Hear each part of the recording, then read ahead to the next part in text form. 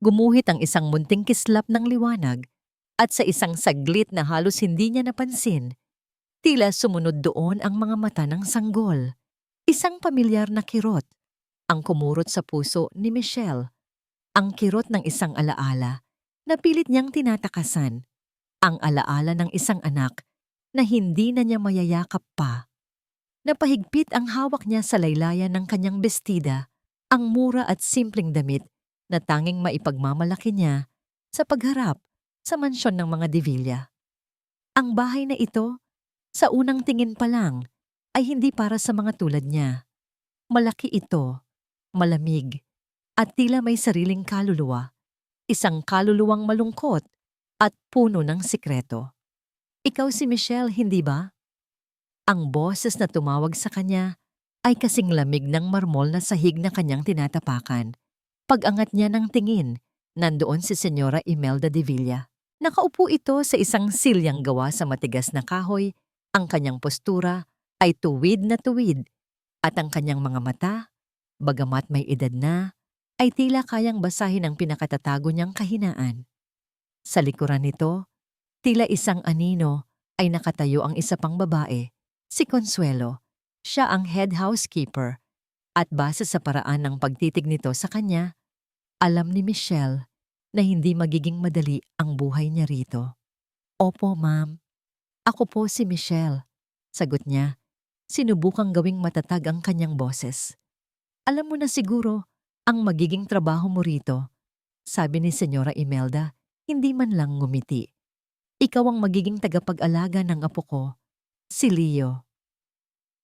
May idinugtong pa itong mga salita, mga paalala at babala tungkol sa mga patakaran ng mansyon, pero lumilipad na ang isip ni Michelle. Leo, isang pangalan na kasing amo ng isang anghel. May isa ka lang dapat tandaan, Michelle, mariing sabi ng matanda na pumutol sa kanyang pag-iisip. Bulag ang apo ko. Ipinanganak siyang walang kakayahang makakita. Para siyang binuhusan ng malamig na tubig. Bulag. Ang isang munting anghel ay nababalot ng kadiliman. Dinala siya ni Consuelo sa nursery. Malawak ang kwarto, puno ng mga mamahaling laruan na hindi kailanman mapapakinabangan ng isang batang hindi nakakakita. At sa gitna ng lahat, sa loob ng isang kuna, ay mahimbing na natutulog si Baby Leo. Dahan-dahang lumapit si Michelle. Sa paglapit niya, tila huminto ang kanyang paghinga. Ang mukha ng sanggol ay perpekto. Ang mga pilik mata nito ay mahahaba. At ang balat nito ay tila kasing kinis ng porselana. Isang damdamin ang biglang bumuhos sa kanyang puso. Isang damdamin ng pagmamahal at proteksyon na akala niya ay ibinaon na niya sa limot kasama ng kanyang nakaraan. Maari ko po ba siyang buhatin? Pakiusap niya kay Consuelo. Tumango lang ang babae, ang mga matay hindi umaalis sa kanya. Maingat na binuhat ni Michelle ang sanggol. Ang init mula sa munting katawan ni Leo ay tila gumamot sa isang bahagi ng kanyang pusong matagal nang wasak. Inamoy niya ang ulo nito, ang pamilyar na amoy ng baby powder na nagpabalik sa mga alaala. Huwag, Michelle, saway niya sa sarili. Trabaho lang ito, ngunit hindi niya mapigilan.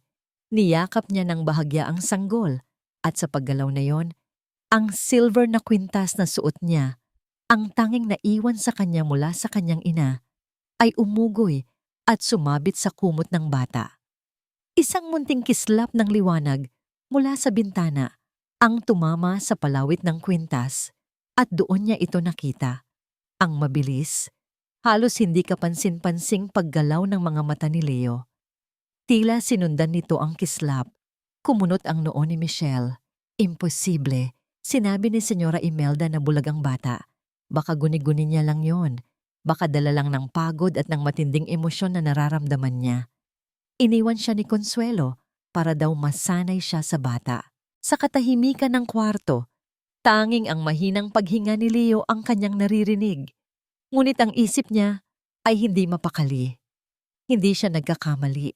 Nakita niya talaga yon. Nanginginig ang mga kamay. Dahan-dahan niyang inalis ang pagkakakabit ng kwintas. Maingat niyang itinaas ito sa harap ng mukha ni Leo, sa isang angulo kung saan tatama ulit ang liwanag mula sa bintana. Pinagpawisan siya ng malamig. Pakiramdam niya ay may ginagawa siyang mali. Isang pagtataksil sa tiwalang ibinigay sa kanya.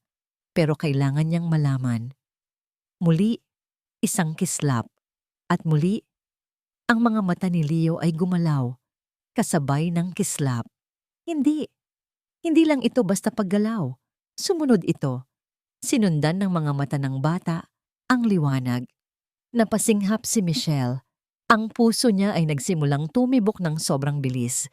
Ang batang ito ay nakakakita. Gusto niyang subukan ulit. Kailangan niyang makasiguro. Itinaas niya ang kwintas. Handa nang gawin ang pangatlong pagsubok nang isang boses ang biglang pumunit sa katahimikan. Ano ang ginagawa mo sa bata? Nabitawan ni Michelle ang kwintas dahil sa gulat. Paglingon niya, nakatayo sa may pintuan si Consuelo. Ang mga mata nito ay nanlilisik at puno ng pagdududa. Ang mga salita ni Consuelo ay tila mga patalim na tumusok sa katahimikan ng silid. Naramdaman ni Michelle ang pag-akyat ng dugo sa kanyang mukha, isang pinaghalong hiya at takot. Agad niyang itinago sa likod ang kwintas na hawak. Wawala po. Pinapatulog ko lang po siya ulit. Nauutal niyang sagot. Ang kanyang boses ay nanginginig. Lumapit si Consuelo. Ang bawat hakbang ay mabigat at tila nagbabanta. Ang kanyang mga mata ay hindi bumibitiw sa mukha ni Michelle na para bang sinusubukan nitong basahin ang kasinungalingan sa likod ng kanyang mga sinasabi. Ganoon ba? Tanong ni Consuelo, ang tono'y puno ng pagdududa. Dahil ang nakita ko ay winawagayway mo ang makintab na bagay na yan sa harap ng bata. Hindi nakakibos si Michelle. Anong sasabihin niya na sinusubukan niyang patunayan na nagsisinungaling ang senyora ng mansyon, na ang apo nitong sinasabing bulag ay hindi naman pala. Sa unang araw pa lang niya sa trabaho, gagawa na siya ng gulo. Paumanhin po. Hindi na po mauulit. Sabi na lang niya at yumuko. Iyon na lang ang tanging paraan para matapos ang usapan. Tinitigan pa siya ni Consuelo ng ilang segundo bago ito tumalikod. Ang bilin ni Senyora, huwag mong hahayaang maiyak ang bata. Iyon lang ang trabaho mo. Siguraduhin mong hindi ka gagawa ng kahit anong bagay na ikagagalit niya. Pagkasabi noon, lumabas na ito ng silid. Isinara ang pinto nang may kaunting diin. Naiwan si Michelle na mag-isa. Ang puso'y kumakabog pa rin sa kaba. Niyakap niya si Leo ng mahigpit. Naku anak, anong gulo itong pinasok ko? Bulong niya sa sanggol na mahimbing pa ring natutulog. Walang kamalay-malay sa tensyong bumalot sa silid. Ngunit ang babala ni Consuelo, sa halip na takutin siya, ay mas lalo pang nagpaalab sa apoy ng pagdududa sa kanyang dibdib. Bakit ganoon na lang ang reaksyon nito? Bakit tila isang malaking kasalanan ang simpleng paglalaro sa sanggol gamit ang isang makintab na bagay? Kinabukasan, naging mas maingat si Michelle. Alam niyang binabantayan siya ni Consuelo.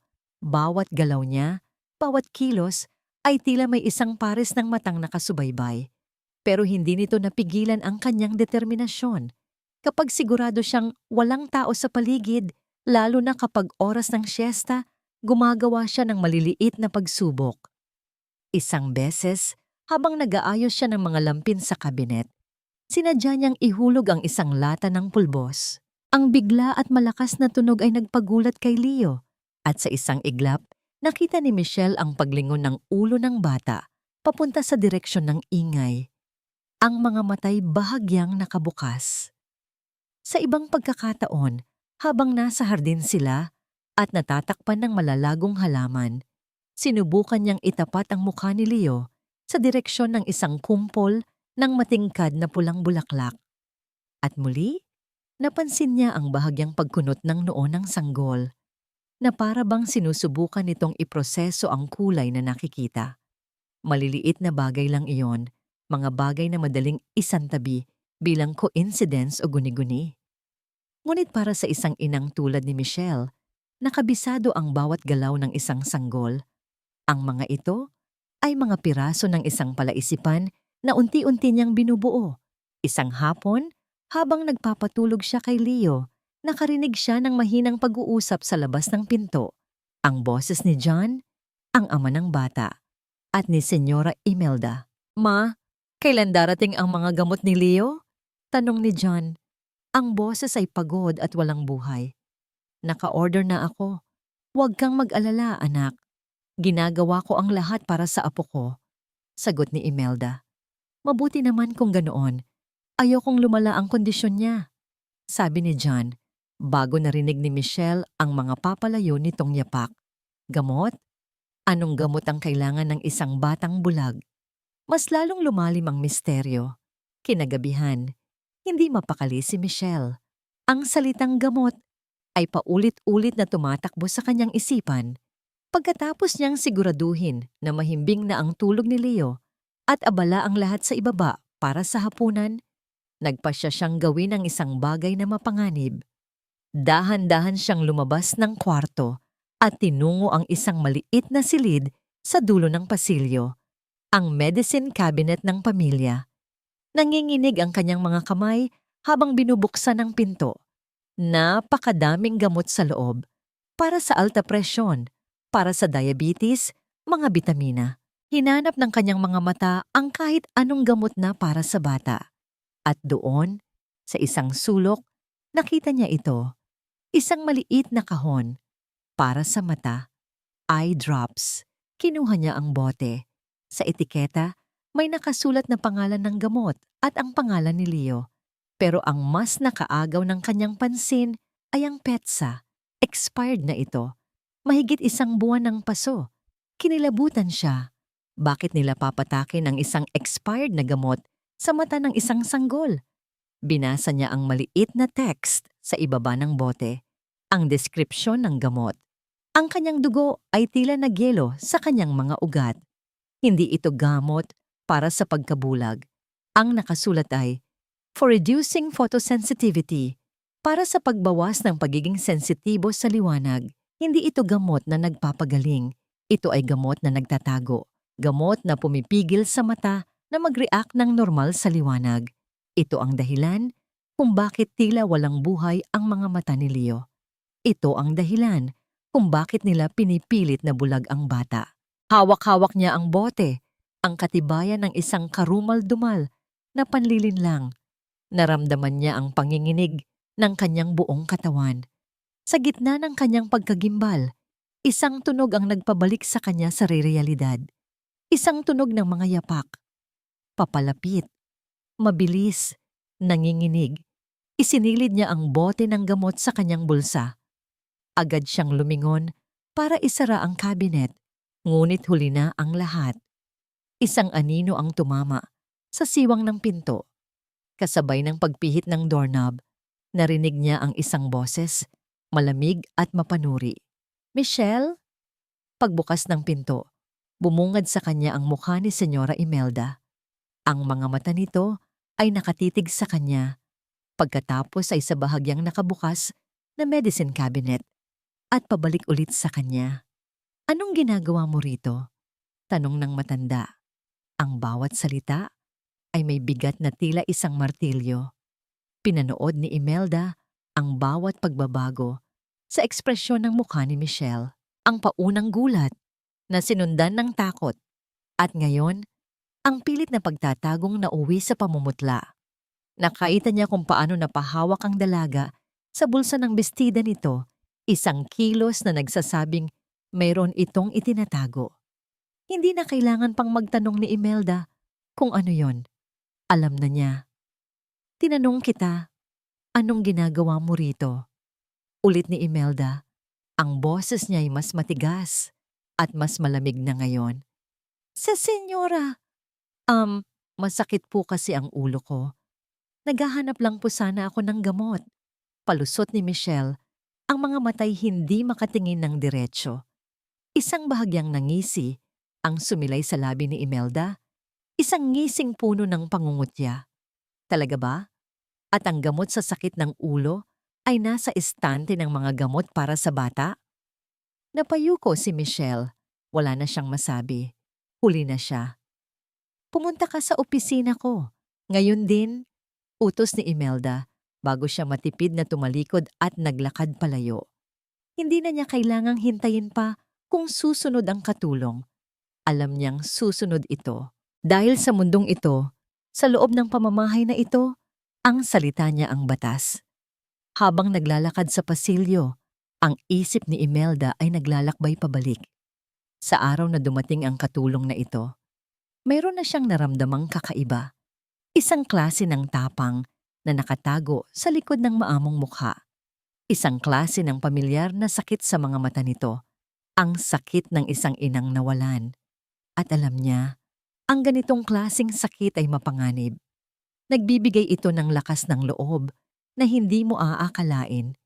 Pagpasok niya sa kanyang opisina, isang silid na puno ng mga antigong kasangkapan at mga libro, umupo siya sa kanyang silya sa likod ng malaking lamesang gawa sa nara.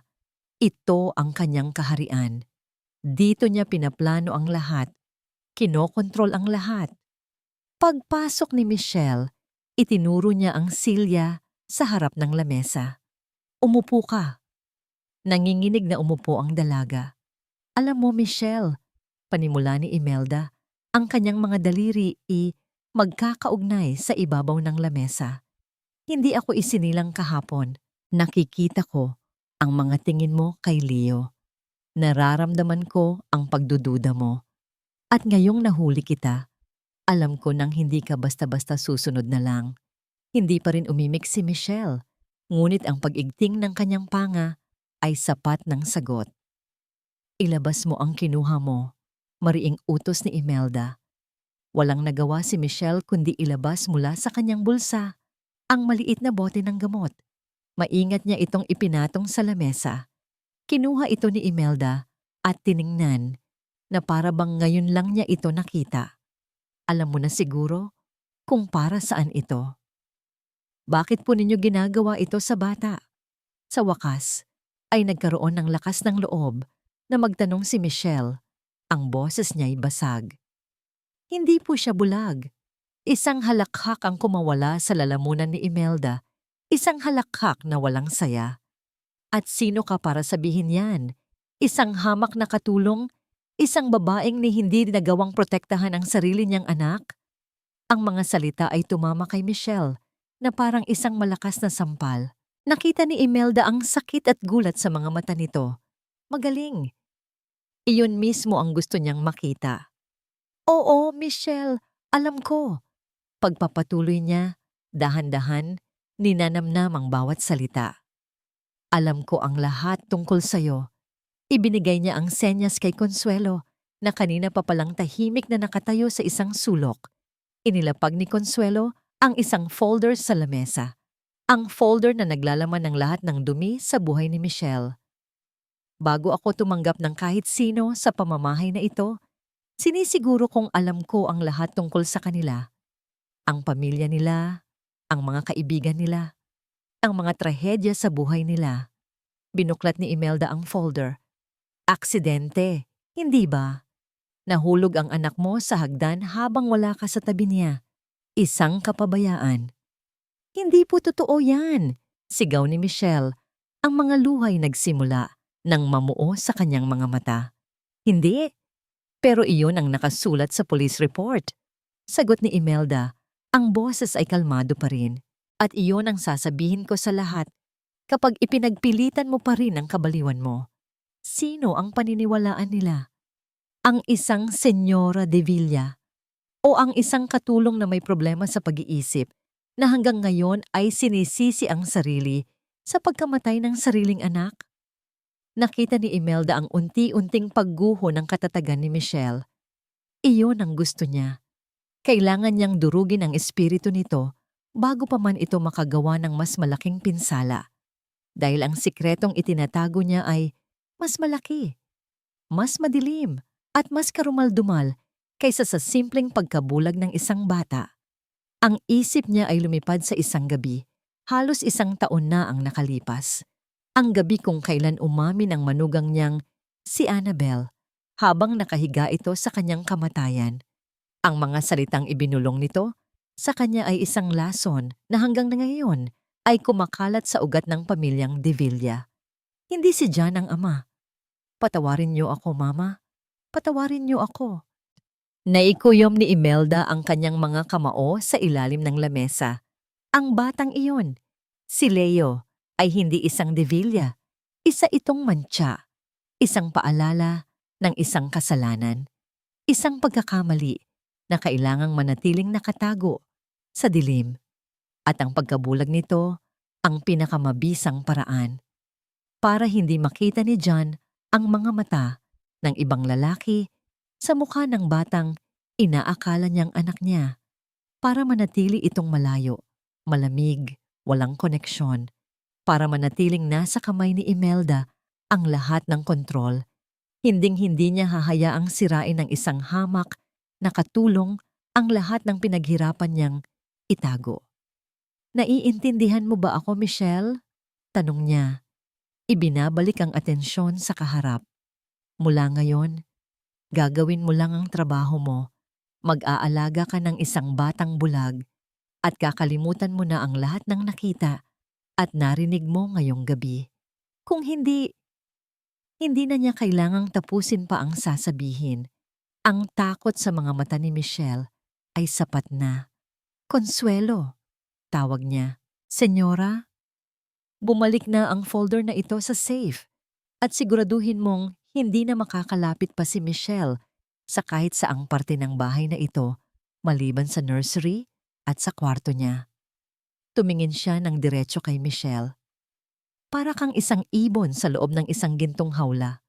Maganda ang tirahan mo, masarap ang pagkain mo, pero subukan mong lumipad at ako mismo ang puputol sa mga pakpak mo. Tumayo si Consuelo at kinuha ang folder. Opo, senyora. Masusunod po. Paglabas ni Consuelo, tumingin ulit si Imelda kay Michelle na ngayon ay tahimik nang umiiyak. Maaari ka nang bumalik sa trabaho mo, sabi niya sa malamig na tono. Nanginginig na tumayo si Michelle at lumabas ng silid. Naiwan si Imelda sa katahimikan ng kanyang opisina. Panalo siya sa labang ito. Ngunit alam niyang hindi pa tapos ang giyera. Kinuha niya ang bote ng gamot sa lamesa. Tinitigan niya ito. Isang maliit na bagay na may hawak ng isang malaking kasinungalingan. Itinapon niya ito sa basurahan. Tatawag na lang siya sa doktor para sa bagong reseta. Isang ngiti ang muling sumilay sa kanyang mga labi. Isang ngiting mapait at puno ng determinasyon. Gagawin niya ang lahat para protektahan ang pangalan ng mga De Villa. Kahit pa ang kapalit nito ay ang kaligayahan ng sarili niyang anak at ang kinabukasan ng isang inosenteng bata. Lumabas si Michelle mula sa opisina ni Senyora Imelda na parang isang basahan. Ang bawat salitang binitawan ng matanda ay tumatak sa kanyang isip at puso na parang markang bakal. Isang babaeng ni hindi nagawang protektahan ang sarili niyang anak. Isang kapabayaan. Sino ang paniniwalaan nila? Ang mga luha ay patuloy na dumadaloy sa kanyang mga pisngi habang naglalakad siya pabalik sa nursery. Pakiramdam niya ay hinubaran siya ng buong pagkatao. Ang pinakatatago niyang sakit, ang sugat na pilit niyang ginagamot, ay muling binuksan at nilagyan ng asin. Pagpasok niya sa silid ni Leo, agad siyang napayakap sa kuna ng bata. Doon, sa harap ng natutulog na sanggol, ibinuhos niya ang lahat ng kanyang sakit at sama ng loob. Hindi lang ito iyak para sa kanyang sarili, kundi iyak para kay Leo. Isang batang inosente na biktima ng isang napakalaking kasinungalingan. Kinabukasan, ang bigat sa kanyang dibdib ay mas matindi pa. Ang mansyon na dati malamig lang, ngayon ay parang isang bilangguan. Bawat anino ay tila si Consuelo na nagmamasid. Bawat pinto ay tila nakasara para sa kanya. Ang utos ni Senyora Imelda ay malinaw. Limitado na ang kanyang mundo sa nursery at sa kanyang maliit na silid. Ngunit ang mas masakit pa sa pagiging bilanggo ay ang paraan ng pagtingin sa kanya ng mga tao. Ang mga ibang katulong ay umiiwas sa kanya Nagbubulungan kapag siya'y dumaraan. Malinaw na may ipinakalalat na tsismis si Consuelo tungkol sa kanya. Ang pinakamatinding dagok ay dumating ng hapong yon. Kailangan niyang kumuha ng malinis na kumot mula sa linen closet na nasa kabilang dulo ng pasilyo. Habang naglalakad, natanaw niya si John, nakalalabas lang mula sa kanyang silid. Mukha itong pagod, gaya ng dati. Ngunit nang magtama ang kanilang mga mata, may nakita si Michelle na kakaiba, isang bakas ng awa. "Michelle," panimula ni John, tila may gusto itong sabihin. Ngunit bago pa man niya madugtungan, isang boses ang pumutol sa kanilang pagitan. "John, anak, halika rito." Dumating si Senyora Imelda. Ang kanyang presensya ay agad na nagpabago sa hangin. Ginawa itong mas mabigat at mas malamig. Ngumiti ito kay John, ngunit nang tumingin ito kay Michelle, ang ngiti ay naglaho at napalitan ng isang tinging nanuno. "Hayaan mo na siya, John. May sarili siyang pinagdadaanan," sabi ni Imelda sa isang boses na sapat na para marinig nilang tatlo. Ang tono nito ay tila nagpapakita ng pag-aalala, ngunit alam ni Michelle na ito ay purong lason. "Anong ibig mong sabihin, ma?" Naguguluhang tanong ni John. Huminga ng malalim si Imelda na para bang naghahanda siyang sabihin ang isang masakit na katotohanan. Ang kawawang babae. Masyado siyang apektado sa pagkawala ng sarili niyang anak. Isang trahedya. Kaya siguro kung ano-ano na lang ang nakikita at naiisip niya. Tumingin siya ng diretso kay Michelle. Ang kanyang mga mata ay nangaasar. "Naiintindihan ko naman. Minsan, kapag masyadong masakit ang katotohanan, gumagawa na lang ang isip natin ng sarili nitong mundo." Nakikita niya si Leo at siguro sa isip niya, umaasa siyang maibabalik niya ang nakaraan. Napatanga si Michelle. Hindi siya makapaniwala sa kanyang naririnig. Sa harap mismo ni John, ginagamit ni Imelda ang kanyang pinakamasakit na karanasan para ipamukha sa lahat na siya ay isang baliw.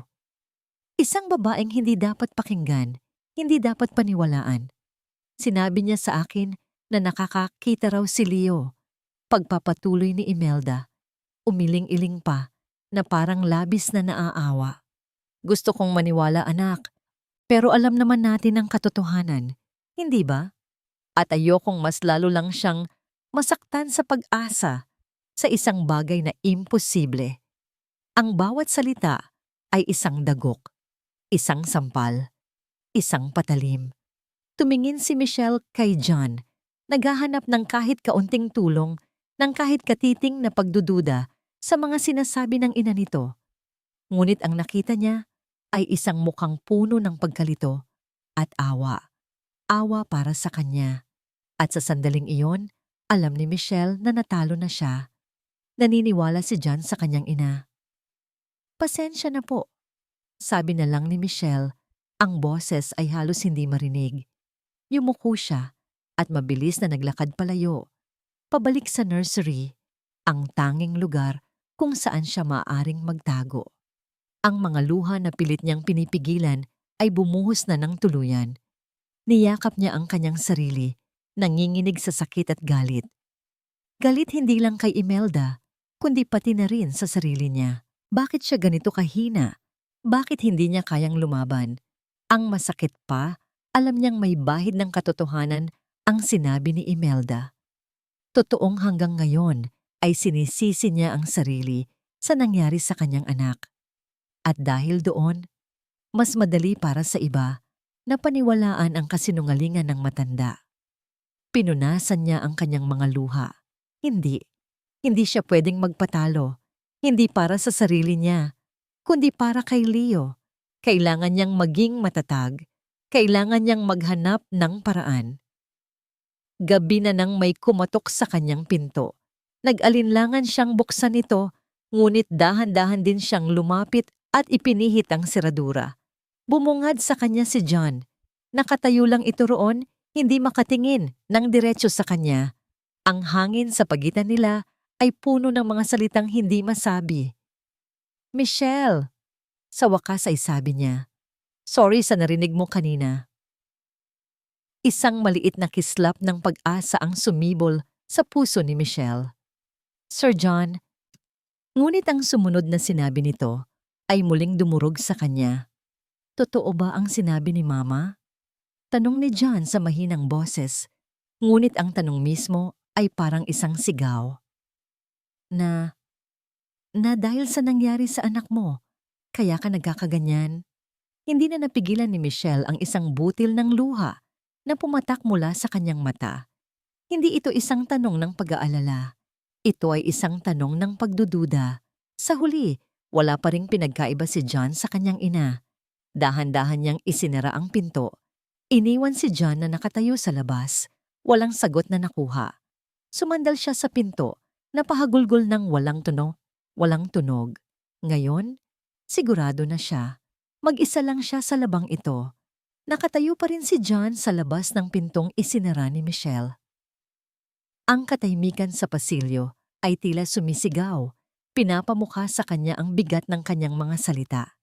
Narinig niya ang mahinang paghikbi mula sa loob ng kwarto at para iyong mga karayom na tumusok sa kanyang konsensya.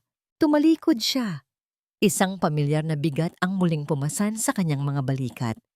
Ang bigat ng kalungkutan, ng pagkalito, at ngayon, ng pagkakasala.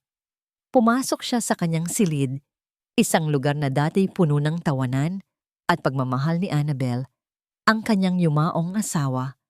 Ngunit ngayoy isa na lamang malamig at malungkot na museo ng mga alaala. Umupo siya sa gilid ng kama at napasabunot sa sariling buhok. Anong ginawa niya? Bakit niya tinanong si Michelle ng ganoon? Ang totoo, hindi naman talaga siya naniniwala sa lahat ng sinabi ng kanyang ina.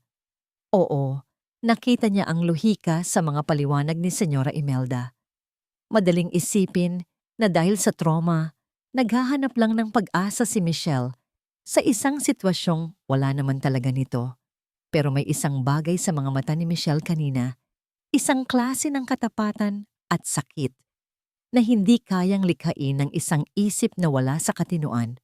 At ang paraan ng paggamit ng kanyang ina sa trahedya nito, mayroong malupit at kalkulado sa bawat salita. Napatingin si John sa isang litrato sa kanyang bedside table. Siya at si Annabel, nung anong araw ng kanilang kasal, masaya sila. O iyon ang akala niya. Mula nang pumanaw ito, dahil sa komplikasyon sa panganganak, ang buhay niya ay gumuho. Ang sakit ay naging isang pader na naghiwalay sa kanya sa lahat, pati na sa sarili niyang anak. Si Leo. Sa totoo lang, iniiwasan niya ang bata. Hindi dahil sa hindi niya ito mahal, kundi dahil sa tuwing nakikita niya si Leo, nakikita niya si Annabel, at ang sakit ay bumabalik, sariwa at tumitindi. Ang pagkabulag ng bata ay isa na namang dagdag na trahedya sa isang buhay na punong-puno na nito. Mas madaling ipaubaya na lang ang lahat kay Mama, Imelda. Mas madaling magpakalunod sa sariling pighati.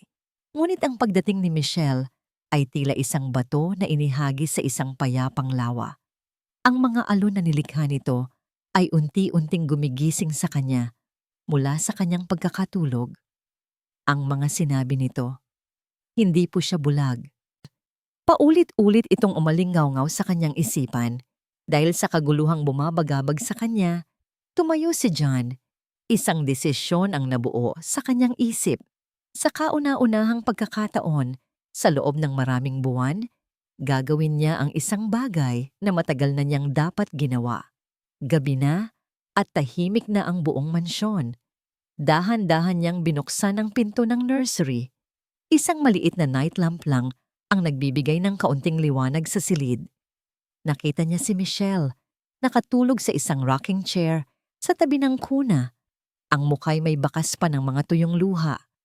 Isang pamilyar na kirot ang muli niyang naramdaman. Pero sa pagkakataong ito, hindi lang ito para kay Annabel, kundi para na rin sa babaeng ito na sinaktan niya. Dahan-dahan siyang lumapit sa kuna ni Leo. Pinagmasdan niya ang natutulog na anak. Ang perpektong mukha, Ang mahabang pilik mata. Kamukha nga ba niya? O kamukha ni Annabel? Sa totoo lang, hindi na niya alam. Masyado na siyang naging dayuhan sa sarili niyang anak. Umupo siya sa sahig sa tabi ng kuna, sa isang lugar kung saan hindi siya makikita ni Michelle kung sakaling magising ito.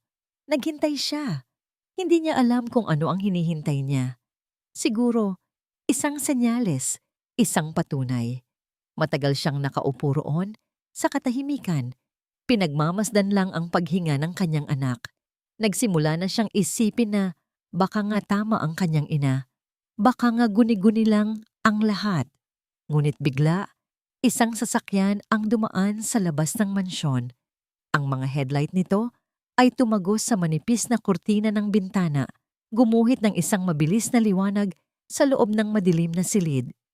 At sa sandaling iyon, nakita niya ang mga mata ni Leo sa ilalim ng nakapikit na mga talukap ay gumalaw. Isang mabilis at malinaw na paggalaw na tila sinusundan ang pinagmulan ng liwanag. Napigil ni John ang kanyang paghinga. Ang puso niya ay nagsimulang tumibok ng malakas. Hindi. Baka nagkataon lang. Inilabas niya ang kanyang cellphone mula sa bulsa. Nanginginig ang kanyang mga kamay. Binuksan niya ito at ang liwanag mula sa screen ay nagliwanag sa kanyang mukha. Dahan-dahan, maingat na maingat, itinaas niya ang cellphone sa gilid ng kuna sa isang anggulo kung saan tatama ang liwanag sa mukha ng bata. Iginagalaw niya ito ng marahan.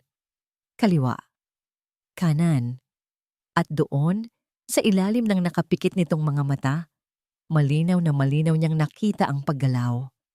Ang eyeballs ng kanyang anak ay sumusunod sa liwanag ng kanyang cellphone. Isang katotohanan ang sumampal sa kanya nang mas malakas pa sa kahit anong sigaw. Hindi bulag si Leo. Si Michelle, nagsasabi ito ng totoo.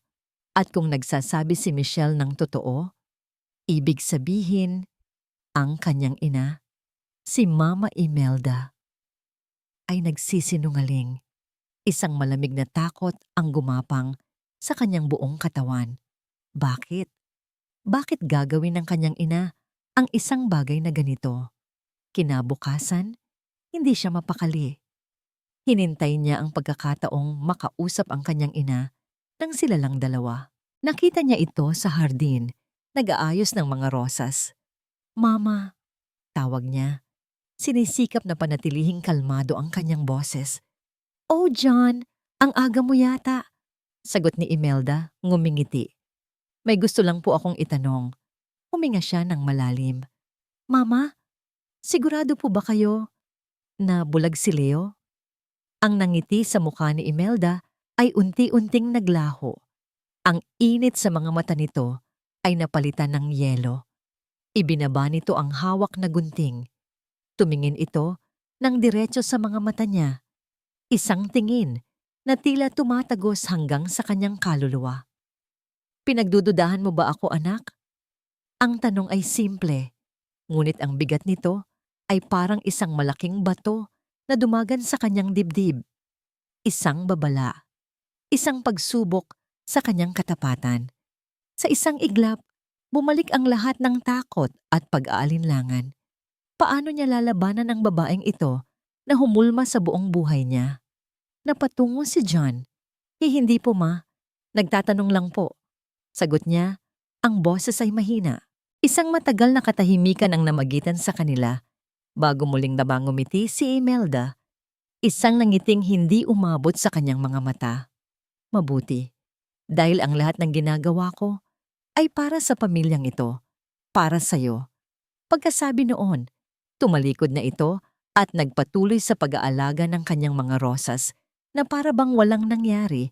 Naiwan si John na nakatayo roon. Pakiramdam niya ay mas nalilito at mas takot kaysa dati. Ngayon, meron na siyang dalawang katotohanan na pinanghahawakan. Ang una ay nakakakita ang kanyang anak. At ang pangalawa ay may itinatagong isang napakadilim na sikreto, ang kanyang ina. Ang mga sumunod na araw para kay Michelle ay isang paglalakad sa ibabaw ng mga karayom. Ang bigat ng katotohanang alam niya, kasama ng kawalan ng kapangyarihan para isigaw ito, ay unti-unting dumudurog sa kanyang espiritu. Ang bawat ngiti ni Senyora Imelda ay parang isang insulto. Ang bawat tingin ng pagdududa mula kay John ay parang isang saksak. Naisip niyang umalis na lang, tumakas. Kalimutan ng lahat. Ano pa nga ba ang magagawa niya? Wala siyang pera, wala siyang impluwensya. Sino ang lalapitan niya? Sasabihin niyang pinipilit ng isang mayamang pamilya na bulag ang isang batang nakakakita. Tatawanan lang siya. Sasabihin nilang nababaliw na siya, tulad ng sinabi ni Imelda. Isang hapon, habang nag-iimpake siya ng mga lumang damit sa kanyang kwarto, napuno na siya. Desidido na siyang aalis kinabukasan. Sasabihin na lang niyang hindi niya kinaya ang trabaho. Iyon ang pinakamadali. Ang pinakaligtas. Ngunit bago siya tuluyang sumuko, kinausap siya ni Consuelo. Michelle, utos ni Senyora, linisin mo ang lumang bodega sa dulo ng pasilyo. Punong-puno na raw ng alikabok. Ang utos ay malinaw na isang parusa. Isang paraan para iparamdam sa kanya kung sino ang mas nakatataas. Isang paraan para lalo siyang ilayo sa nursery ni Leo. Walang imik na sumunod si Michelle. Dala ang mga basahan at walis. Tinungo niya ang silid na halos hindi na nabubuksan. Pagpihit niya ng doorknob, isang amoy ng alikabok at lumang papel ang sumalubong sa kanya. Ang bodega ay siksikan sa mga lumang gamit. Mga sirang silya, mga lumang libro, at mga kahon na puno ng kung ano-anong bagay. Habang naglilinis siya, naramdaman niya ang lungkot ng lugar. Ito ang sementeryo ng mga nakalimutang bagay, ng mga nakaraang ayaw ng balikan. Sa isang sulok, sa ilalim ng isang puting kumot na puno ng agiw, may isang kahon na nakaagaw ng kanyang pansin. Hindi ito katulad ng ibang mga kahon na gawa sa karton. Ito ay yari sa kahoy, may mga ukit at tila mamahalin. Dahil sa kuryosidad, binuksan niya ito. Sa loob, nakasalansan ang mga gamit ng isang babae. Isang lumang pabango, mga laso sa buhok, at mga picture frame na nakabalot sa tela. At sa isang litrato, nakita niya ang mukha ng yumaong asawa ni John, si Annabel. Maganda ito. May isang nangiting tila may itinatagong lungkot. Ito pala ang mga gamit niya. Sa ilalim ng mga damit may nakita siyang isang bagay na pamilyar. Isang kwaderno na balot sa katad. Isang diary. Nag-alinlangan si Michelle. Mali ang pakialaman ang gamit ng patay na. Isa itong kawalan ng respeto. Ngunit isang malakas na puwersa ang nagtulak sa kanya. Isang pakiramdam na ang sagot sa lahat ng kanyang tanong ay maaaring nasa loob ng kwadernong yon. Nanginginig ang mga kamay, binuklat niya ang diary. Ang sulat kamay ni Annabel ay maganda at pino. Ang mga unang pahina ay puno ng saya at pag-ibig para kay John. Ngunit habang lumilipas ang mga pahina, ang tono ay unti-unting nagbabago, nagiging mas madilim, puno ng takot at pagkakasala. Binasa ni Michelle ang tungkol sa kalungkutan ni Annabel, ang pakiramdam na hindi siya karapat-dapat para sa pamilyang De Villa, ang pakiramdam na isa lang siyang palamuti. Hanggang sa umabot siya sa isang entry na may petsang ilang linggo bago siya manganak. Ang tinta ay bahagyang kumalat, tila nabasa ng mga luha. Hindi na ako makatulog. Ang sikreto kong ito, unti-unti akong pinapatay. Paano ko sasabihin kay John? Paano ko sasabihin sa kanya na ang batang dinadala ko, ang batang inaakala niyang sa kanya, ay hindi niya anak? Napasinghap si Michelle. Ang kanyang mga mata ay nanlalaki sa pagkabigla. Muli niyang binasa ang mga salita. Sinisigurong hindi siya namamalikmata. Hindi niya anak. Ang ibig sabihin, si Leo. Nagpatuloy siya sa pagbabasa. Ang kanyang puso ay kumakarera. Nagtaksil ako. Isang pagkakamali. Isang gabi ng kahinaan. At ngayon, habang buhay kong pagbabayaran ito. Si John, sobrang bait niya. Sobrang mahal niya ako. Hindi niya deserve ito. Ang pamilya de Villa ang pangalan nila. Sisirain ko ang lahat. Ang mga piraso ng palaisipan ay biglang nagkabit-kabit sa isipan ni Michelle. Ang lamig sa pakikitungo ni Imelda kay Leo. Ang pagpipilit nitong bulag ang bata para ilayo ang loob ni John. Ang lahat ay may dahilan na. Isang dahilan na mas karumaldumal kaysa sa inakala niya. Binuklat niya ang huling pahina na may sulat. Ang petsa ay 2 araw bago mamatay si Annabel. Ang sulat kamay ay nanginginig na, halos hindi na mabasa. Sinabi ko na kay Mama Imelda. Akala ko isusumpa niya ako. Pero hindi. Nakikinig lang siya. Malamig. Walang emosyon. Nangako siyang aayusin niya ang lahat. Nangako siyang poprotektahan niya ang pangalan ng pamilya. Pero may kakaiba sa mga mata niya. Isang bagay na nakakatakot. At sa pinakaibaba ng pahina, isang pangungusap na isinulat ng may diin na para bang ito ang huling hininga ng isang naghihingalong kaluluwa.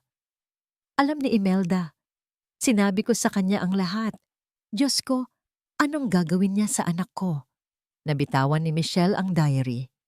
Ang katotohanan ay isang malaking sampal na halos ikabagsak niya. Hindi lang paningin ni Leo ang itinatago ni Imelda. Itinatago nito ang buong pagkatao ng bata. Ginagawa nitong bilanggo si Leo sa isang kasalanang hindi naman nito ginawa. At si John, kawawang John, nabubuhay sa isang napakalaking kasinungalingan, nagluluksa para sa isang pamilyang hindi naman pala totoo. Napayakap si Michelle sa kanyang sarili, nanginginig sa halo-halong emosyon, pagkagimbal, awa at galit. Ang balak niyang pag-alis ay biglang naglaho. Hindi na ito tungkol sa kanya. Hindi na ito tungkol sa paghahanap ng hustisya para sa sarili.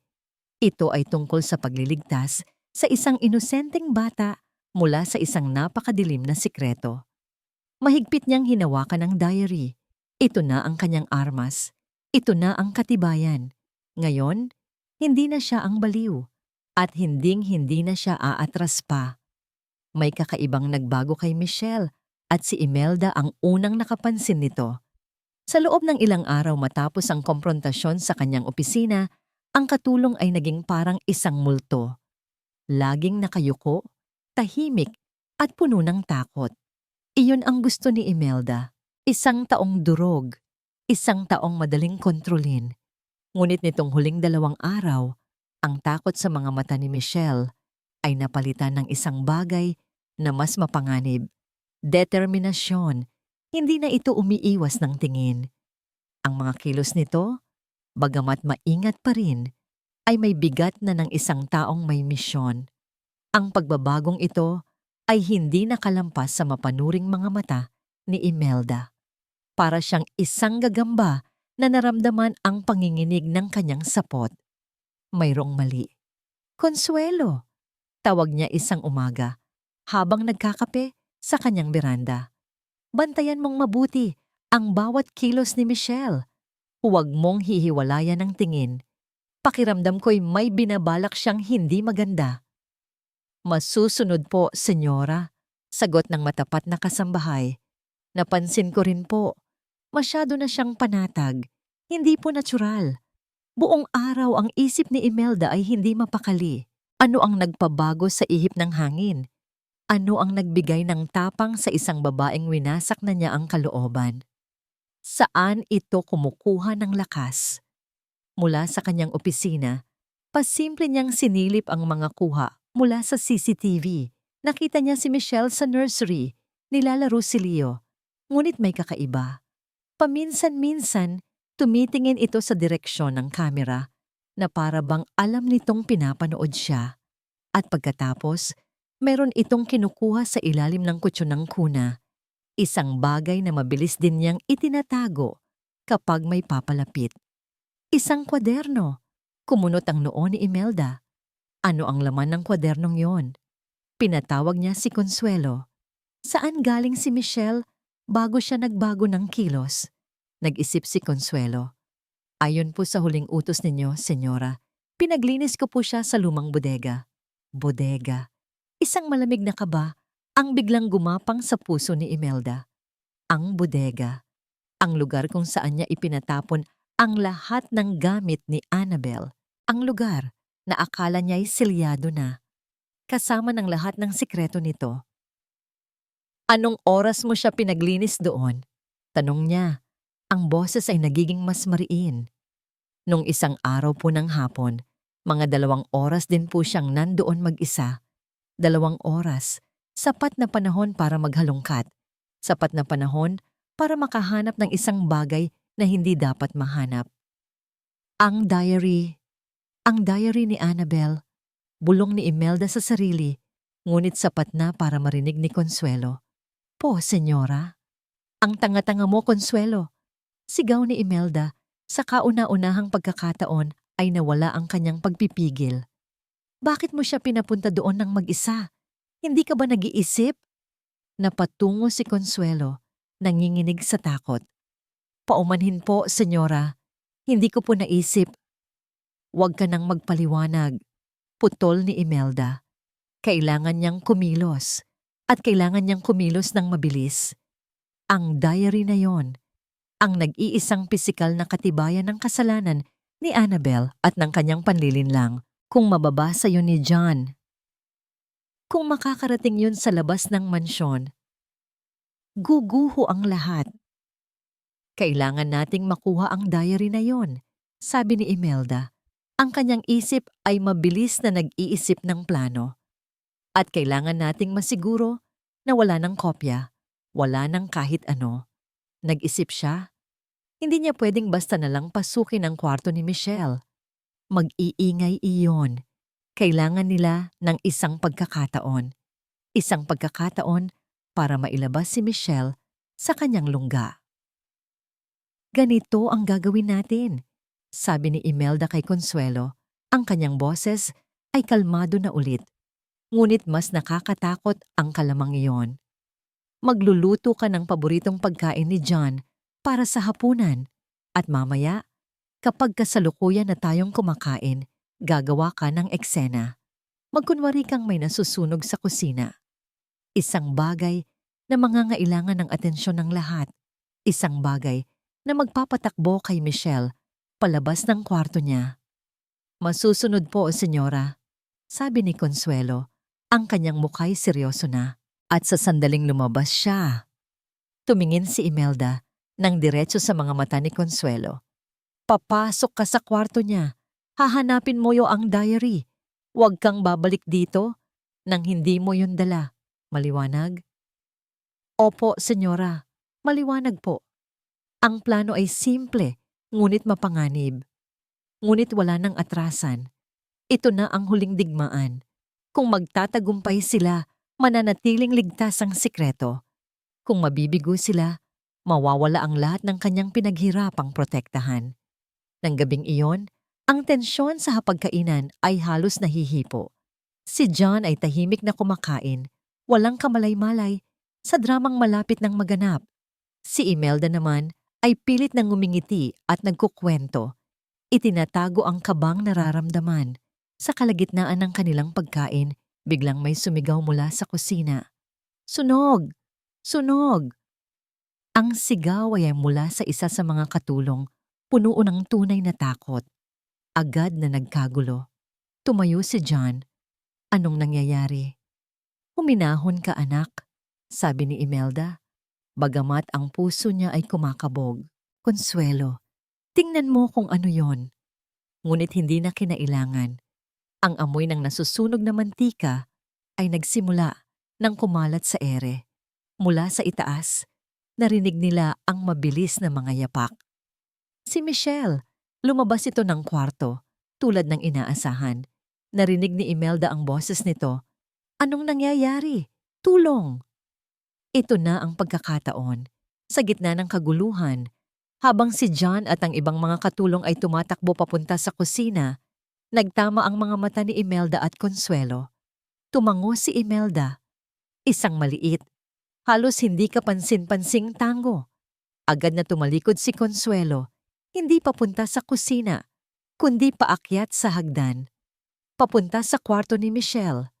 Pinanood ni Imelda ang anino ni Consuelo na maglaho sa itaas. Ngayon, ang natitira na lang ay maghintay at magdasal na sana'y hindi pa huli ang lahat.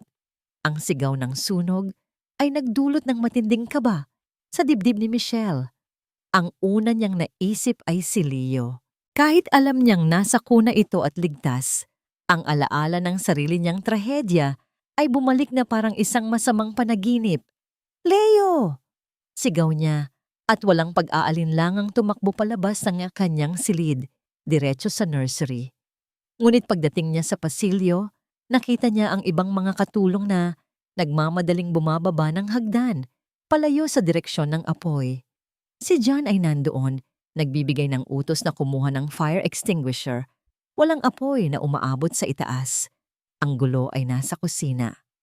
Okay lang ba ang lahat? Tanong niya sa isang katulong na humahangos. O, nasusunog na mantika lang sa kalan. Naapula na ni Sir John. Sagot nito. Isang malaking buntong hininga nang ginhawa ang pinakawalan ni Michelle. Ligtas sila. Ngunit sa paghupa ng kanyang kaba, isang mas malamig na pakiramdam ang pumalit. Isang pakiramdam ng pagdududa. Masyadong perpekto, masyadong biglaan. Ang paraan ng pagtingin sa kanya ni Senyora Imelda kanina. Ang kakaibang katahimikan ni Consuelo. Isang bitag. Ang salita ay umalingaw-ngaw sa kanyang isipan. Ang sunog, ang gulo, ay isang palabas lang. Isang palabas para mailabas siya sa kanyang kwarto. Ang diary. Bulong niya sa sarili. Ang kanyang mga matay nanlaki sa pagkataranta. Mabilis pa sa kidlat, tumakbo siya pabalik sa kanyang silid. Ang kanyang puso ay dumadagundong sa kanyang dibdib, bawat tibok ay isang panalangin. Sana mali ako. Sana mali ako. Pagbukas niya ng pinto, isang tanawin ang sumalubong sa kanya na nagpatigil sa kanyang mundo. Ang kanyang aparador ay nakabukas. Ang kanyang mga damit ay nakakalat sa sahig. Ang kutsyon ng kanyang kama ay nakaangat. At sa gitna ng lahat ng ito, nakatayo si Consuelo. Hawak-hawak ang diary ni Annabel. Sa likuran nito, dahan-dahang pumasok si Senyora Imelda. Ang muka ay walang emosyon, ngunit ang mga matay nagniningning sa tagumpay. Naghahanap ka ba nito, Michelle? Tanong ni Imelda. Ang boses ay puno ng pang-uuyam habang kinukuha ang diary mula kay Consuelo. Ibalik niyo sa akin yan, sigaw ni Michelle. Susugod na sana siya, ngunit hinarangan siya ni Consuelo. Huli ka na, sabi ni Imelda. Binuklat niya ang diary.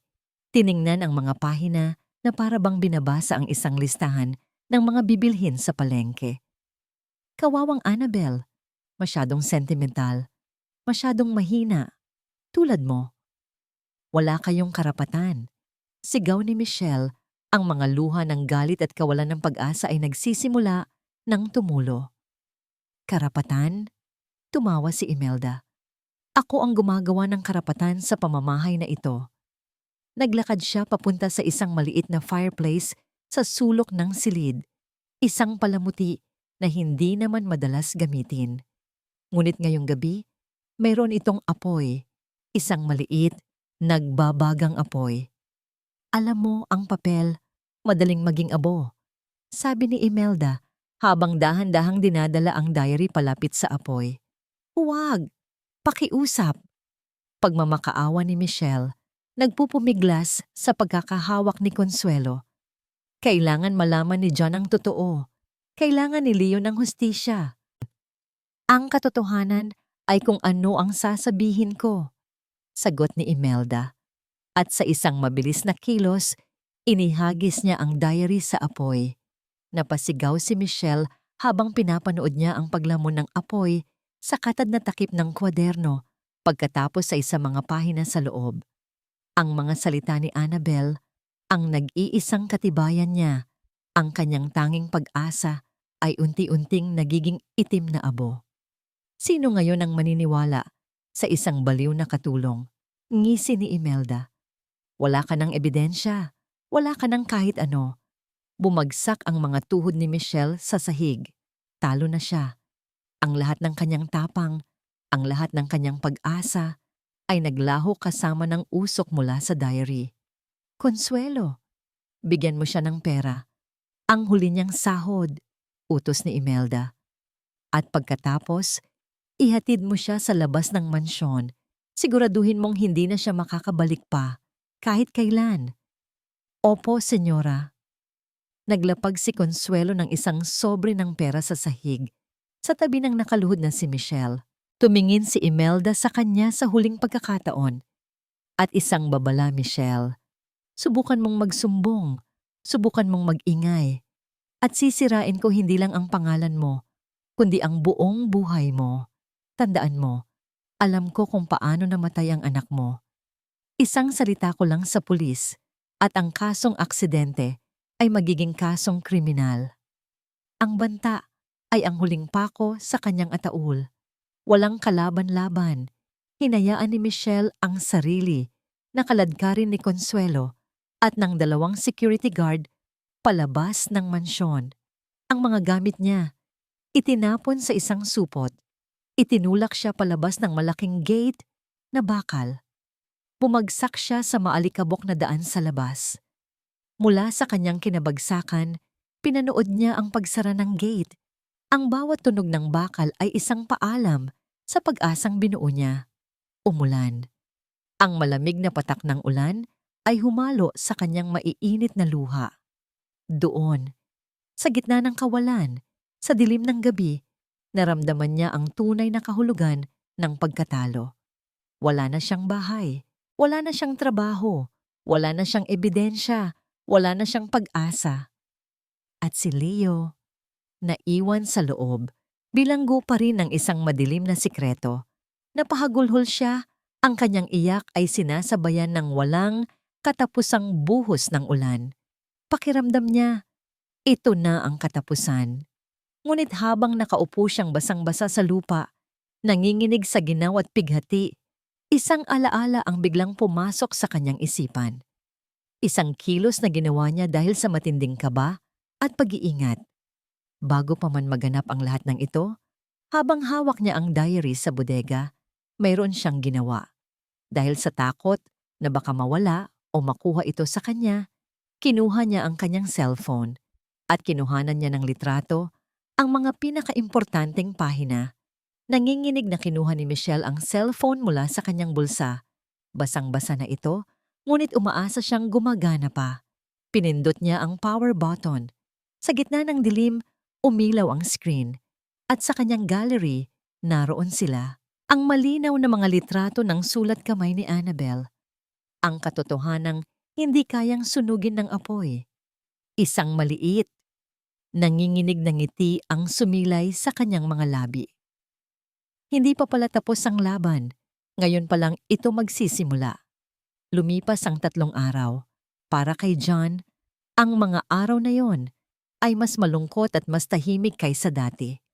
Ang pag-alis ni Michelle, na ayon kay Mama Imelda, ay dahil sa personal na problema, ay nag-iwan ng isang malaking puwang sa mansyon. Higit sa lahat, nag-iwan ito ng isang malaking puwang sa nursery. Ang bagong yaya na kinuha nila ay magaling, ngunit walang koneksyon. Si Leo ay madalas na umiiyak. Tila hinahanap-hanap ang pamilyar na amoy at yakap ni Michelle.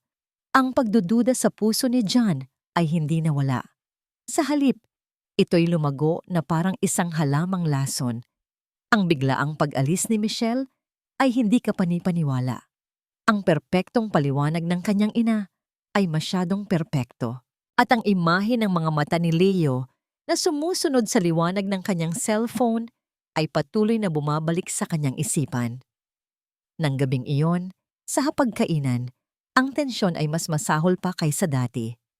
Si Imelda ay masayang nagkukwento tungkol sa mga plano niya para sa kumpanya na para bang sinusubukang punan ang katahimikan ng masayang usapan.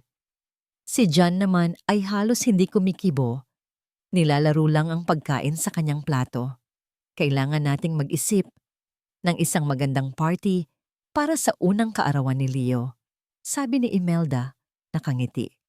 Isang malaking selebrasyon para ipakita sa lahat kung gaano natin kamahal ang apo ko. Hindi na nakapagpigil si John. Paano siya mag-i-enjoy sa isang party, ma? Bulag siya, di ba?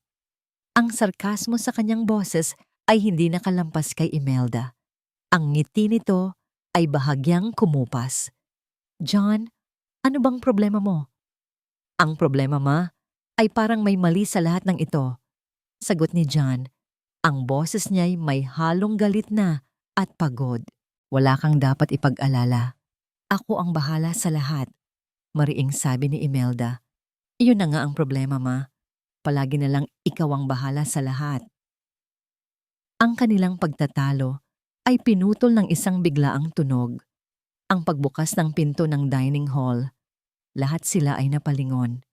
At doon, nakatayo sa may pintuan, basang-basa ng ulan, ngunit ang postura ay matatag, ay si Michelle. Michelle, gulat na sabi ni John, napatayo. Anong ginagawa ng babaeng yan dito? Sigaw ni Imelda, ang kanyang mukay namutla sa gulat at galit. Guards! Paalisin niyo siya! Huwag, sabi ni John. Itinaas ang kanyang kamay. Hayaan niyo siyang magsalita. Tumingin siya kay Michelle. Anong nangyari? Bakit ka umalis? Hindi po ako umalis, Sir John. Itinapon po ako palabas. Sagot ni Michelle. Ang kanyang boses ay kalmado ngunit matatag. Ang kanyang mga mata ay nakatitig ng diretso kay Senyora Imelda. Nang walang anumang babala, lumapit si Michelle sa high chair kung saan nakaupo si Leo. Kumuha siya ng isang kutsara, isang maliit, silver na kutsara, mula sa lamesa. Ano ang ginagawa mo? Nagbabantang tanong ni Imelda. Hindi sumagot si Michelle. Sa halip, iwinagayway niya ang makintab na kutsara sa harap ng mga mata ni Leo. Ang atensyon ng lahat ay napunta sa sanggol. Sa ilalim ng maliwanag na ilaw ng chandelier, ang kutsara ay kumislap at si Leo, na kanina patahimik, ay biglang ngumiti. Ang kanyang maliliit na kamay ay iniabot. Sinusubukang abutin ang kumikinang na bagay sa harap niya. Ang kanyang mga mata, malinaw na malinaw, ay sumusunod sa bawat galaw ng kutsara. Isang kolektibong singhap ang narinig sa silid. Si John ay napako sa kanyang kinatatayuan. Ang kanyang mga mata ay nanlalaki. Totoo. Totoo ang lahat. Nakakakita ang kanyang anak. Tingnan ninyo, Sir John, sabi ni Michelle. Ang kanyang boses ay nagsisimula ng mabasag dahil sa emosyon. Tingnan ninyo ang anak ninyo. Hindi siya bulag. Kailanman ay hindi siya naging bulag. Isang palabas. Niloloko niya kayo. Sigaw ni Imelda. Tumatayo na. Ang kanyang mukay puno ng desperasyon. Nababaliw ang babaeng yan. Isang himala raw. Huwag kayong maniwala sa kanya. Ngunit huli na ang lahat. Ang katotohanan ay nasa harap na mismo nila. Kumikinang na parang silver na kutsara. Bakit, ma? Tanong ni John. Ang kanyang boses ay isang mahinang bulong, puno ng sakit at pagtataksil. Bakit niyo to ginawa? Dahil kailangan. Dahil mahal kita, anak. Pinoprotektahan lang kita. Iyak ni Imelda. Pinoprotektahan?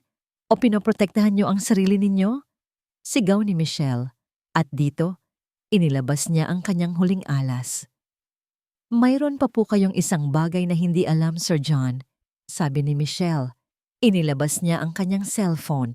Lumapit siya kay John at ipinakita ang screen.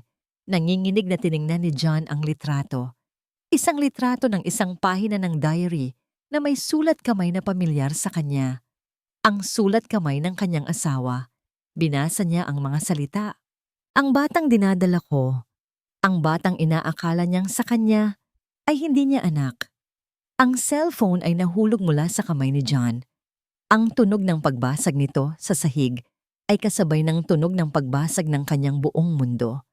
Napatingin siya kay Leo, pagkatapos ay kay Michelle, at sa huli, sa kanyang ina. Hindi, bulong niya. Hindi totoo yan. Itanong niyo po sa kanya, sabi ni Michelle, tumuturo kay Imelda. Si Imelda ay napasandal sa lamesa Ang lahat ng lakas ay tila nawala sa kanyang katawan. Ang kanyang mukha ay larawan ng pagkatalo. Wala na siyang maisasagot. Ang kanyang katahimikan ay ang pinakamalakas na pag-amin. Sabi ni John, ang bawat letra ay puno ng pait. Ang kanyang mga mata ay napuno ng luha. Luha hindi lang ng kalungkutan, kundi ng matinding galit. Ang galit ng isang taong nalaman na ang buong buhay niya ay isang malaking kasinungalingan. Hindi niya tiningnan si Michelle, hindi rin niya tiningnan si Leo. Ang kanyang mga mata ay nakapako lang sa babaeng nagpalaki sa kanya. Ang babaeng sumira sa kanya. Mama. Ulit niya. Ang kanyang boses ay nanginginig na sa galit na hindi na niya kayang pigilan. Sabihin mong hindi ito totoo. Ang tanong ay hindi isang pakiusap. Ito ay isang hatol. Walang salitang lumabas sa bibig ni Imelda. Ang kanyang pananahimik ay mas malakas pa sa kahit anong sigaw. Ito ang kanyang pag-amin, ang kanyang pagsuko. Sa isang iglap, ang makapangyarihang senyora ng mansyon ay naging isang matandang babae sa na talunan, nalunod sa sarili niyang mga kasinungalingan. Hindi na nagsalita pa si John. Tumalikod lang siya at umalis. Walang nakakaalam kung saan siya pupunta. Ang tanging naririnig sa dining hall ay ang paghikbi ni Leo na tila nararamdaman ng bigat ng mga nangyayari at ang nakabibinging katahimikan ng pagkatalo. Kinabukasan, ang unang utos ni John ay malinaw at pinal. Paalisin si Mama sa bahay na ito. Walang pagtatalo, walang pakiusap. Isang malamig na utos, pinanood ni Michelle mula sa bintana ng nursery ang pag-alis ni Senyora Imelda. Walang dalang kahit ano, maliban sa kanyang personal na gamit. Walang mga katulong na naghahatid. Walang luha, isang tahimik na paglisan. Ang reyna ay bumaba sa kanyang trono, hindi dahil sa isang revolusyon, kundi dahil sa bigat ng sarili niyang korona. Ang mga sumunod na linggo ay mahirap. Ang mansyon ay nabalot ng isang mabigat na kalungkutan. Si John ay nagkukulong sa kanyang opisina, sinusubukang unawain at tanggapin ang katotohanang sumira sa kanyang pagkatao. Si Michelle ang naiwan para pulutin ang mga basag na piraso. Siya ang nag-alaga kay Leo. Siya ang nagbigay ng init at ngiti sa isang bahay na nawalan ng kaluluwa. Isang gabi, pumasok si John sa nursery. Matagal na panahon din siyang hindi nakikita ni Michelle. Mas payat ito. Ang kanyang mga mata ay malalim. Ngunit mayroon ng bagong liwanag sa mga ito. Ang liwanag ng pagtanggap. Michelle, sabi niya, salamat. Isang simpleng salita, ngunit naglalaman ito ng isang karagatan ng kahulugan. Salamat sa pagbubukas ng kanyang mga mata. Salamat sa pagliligtas sa bata. Salamat sa pananatili. Walang anuman po, Sir John, sagot ni Michelle. John, tawagin mo akong John. Pakiusap niya. Umupo si John sa sahig sa tabi ni Michelle, na noon ay nagpapatulog kay Leo. Pinanood nilang dalawa ang sanggol, na ngayon ay malayang nakikipaglaro sa sarili nitong mga kamay at paa. Ang mga matay maliksing gumagalaw. Sinusundan ang lahat ng bagay sa paligid. Naisip ko, panimula ni John, ang boses ay mahina. Kung ano ang ibig sabihin ng pagiging isang ama. Akala ko, tungkol ito sa dugo, sa pangalan, sa isang dugtong na hindi mapuputol. Tumingin siya kay Leo at sa kauna-unahang pagkakataon, nakita ni Michelle ang purong pagmamahal sa mga mata nito. Pero nagkamali ako. Pagpapatuloy niya. Ang pagiging ama pala ay isang desisyon. Isang desisyon na mahalin ang isang bata. Anuman ang pinagmulan niya. Isang desisyon na protektahan siya, arugain at palakihin. Tumingin siya kay Michelle. Ang kanyang mga mata ay puno ng pasasalamat at isang bagong damdamin na hindi pa nakikita ni Michelle dati. Ikaw ang nagturo sa akin yan, Michelle. Ang pagmamahal mo kay Leo, masigit pa sa pagmamahal ng isang yaya. Pagmamahal iyon ng isang ina. At tinuruan mo akong maging isang ama. Ang mga buwan ay lumipas. Ang mansyon na dati malamig at madilim ay unti-unting napuno ng buhay. Ang mga iyak ni Leo ay napalitan ng mga halakhak. Ang katahimikan ay napalitan ng tunog ng mga yabag ng isang batang nagsisimula ng gumapang. Si John ay naging ibang tao. Siya na mismo ang nagpapakain kay Leo. Siya ang nagpapatulog dito sa gabi. Natuklasan niya ang isang klaseng kaligayahan na hindi niya kailanman inakalang mararamdaman niya, ang kaligayahan ng pagiging isang ama. At sa lahat ng ito, sa bawat hakbang, sa bawat ngiti, sa bawat tagumpay, nariyan si Michelle, hindi na lang bilang isang yaya, kundi bilang isang kaagapay, isang kaibigan, ang puso ng kanilang munting pamilya. Isang hapon, habang magkasama silang tatlo sa hardin, pinapanood si Leo na sinusubukang abutin ng isang paru-paro. Nagsalita si John. Michelle, may kulang pa. Napatingin si Michelle sa kanya, naguguluhan. Ano po iyon? Lumuhod si John sa kanyang harapan. Mula sa kanyang bulsa, inilabas niya ang isang maliit na kahon. Pagbukas niya nito, isang simpleng singsing ang kumislap sa ilalim ng sikat ng araw. Napasinghap si Michelle. Ang kanyang mga kamay ay napunta sa kanyang bibig. Ang pamilyang ito, winasak ito ng isang kasinungalingan, sabi ni John. Ang kanyang boses ay nanginginig ngunit puno ng katapatan. Pero ikaw ang dumating. Ikaw ang nagdala ng katotohanan. At mula sa mga abo ng nakaraan, tinulungan mo kaming bumuo ng isang bago. Hinawakan niya ang kamay ni Michelle. Binuo mo kami ni Leo. Hayaan mo sanang buuin ka namin. Hayaan mo kaming maging pamilya mo. Tumingin siya ng diretso sa mga mata nito. Michelle, will you marry me? Ang mga luha ay muling dumaloy sa mga pisngi ni Michelle, ngunit sa pagkakataong ito, ang mga ito ay luha ng purong kaligayahan. Ang sakit ng nakaraan, ang multo ng kanyang nawalang anak, ay hindi tuluyang naglaho. Pero ngayon, alam na niyang kaya na niyang mabuhay kasama nito, dahil ang puso niyang minsay nawasak ay natutong muling magmahal. Oo, bulong niya. Oo, John. Isinuot ni John ang singsing sa kanyang daliri. At sa pag-angat niya ng tingin, hindi na lang si John at si Leo ang kanyang nakita.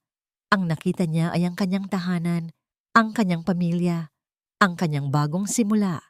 At mula sa kinauupuan nito sa damuhan, si Leo, na para bang naiintindihan ng lahat, ay humalakhak. Isang tunog na mas matamis pa sa kahit anong musika. Ang tunog ng pag-asa. At dito nagtatapos ang kwento ni na Michelle, John, at ng munting anghel na si Leo. Mula sa kaibuturan ng aking puso, maraming salamat. Salamat sa inyong pagsubaybay at sa pagbibigay ninyo ng oras upang pakinggan ang bawat kabanata ng kanilang paglalakbay. Habang isinusulat ko ang kwentong ito, naramdaman ko ang bawat sakit, bawat pagdududa, at bawat munting tagumpay ng ating mga bida. Naging isang paalala ito na ang buhay ay hindi laging madali. At minsan, ang pinakamadilim na gabi ay nagluluwal ng pinakamaliwanag na umaga. Ang kwento ni na Michelle at John ay isang testamento sa kapangyarihan ng katotohanan at sa walang hanggang lakas ng pagmamahal ng isang ina. Ipinakita nito na ang tunay na pamilya ay hindi laging nabubuo sa dugo, kundi sa pagmamahal na walang hinihintay na kapalit, sa pagpapatawad na naghihilom sa pinakamalalim na sugat, at sa pag-asang hindi kailanman nauubos kahit sa gitna ng pinakamatinding pagsubok. Sana po ay may napulot kayong aral at inspirasyon mula sa kanilang naging karanasan. Kung kayo man ay naantig, nagalit, o napangiti, nais kong marinig ang inyong mga saloobin. Mangyaring iwanan ninyo ang inyong komento sa ibaba at ibahagi ang inyong nadama. Hanggang sa ating muling pagkikita sa susunod na kwento. Ito po ang inyong abang lingkod na laging umaasang makapaghatid ng mga salaysay na tatatak sa inyong mga puso.